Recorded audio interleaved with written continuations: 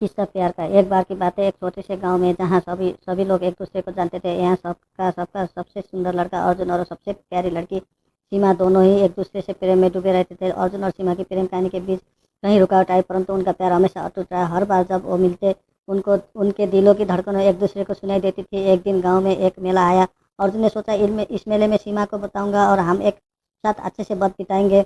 उन्होंने अपनी सीमा को बुलाया और उन्होंने मेले में साथ में के घूमने का आयोजन किया। मेले में मज़ेदार खेल और खास अट्रैक्शन उनके प्यार को और भी मजबूत कर दिया। हर पल हर मिनट उनका प्यार और बढ़ता गया। धीरे धीरे समय बीतता गया और सूरज ढलने लगा। अर्जुन ने सीमा के हाथ में एक चमकीली अंगूठी डाली और कहा, सीमा, क्या तुम मुझसे शादी करोगे? सीमा का चेहरा खिल गया और कहा, हाँ, कर दूंगी। परंतु जब उन्होंने घर वापस लौटने का रास्ता अपनाया, तभी एक दिव्य स्वर में आवाज आई, रुको सीमा। वो दोनों विचलित हो गए और वापस दिखने के लिए मुड़े। वहाँ उनके सामने एक वृद्ध व्यक्ति खड़ा था जो बड़ी भलाई से उनके पास आया। उन्होंने उनसे कहा, मुझे आपका ये बात देखकर बहुत खुश हुई।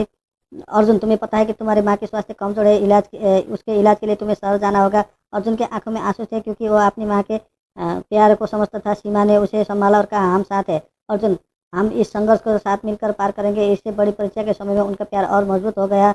वो एक दूसरे के साथ कहीं हर कोई कठिनाई को सामना किया और उसे पार किया।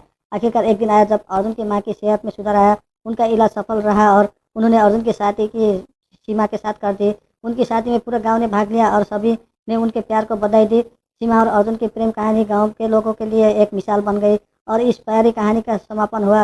लेकिन ये प्यार और साथीपन की कहानी अनंत रही सदैव।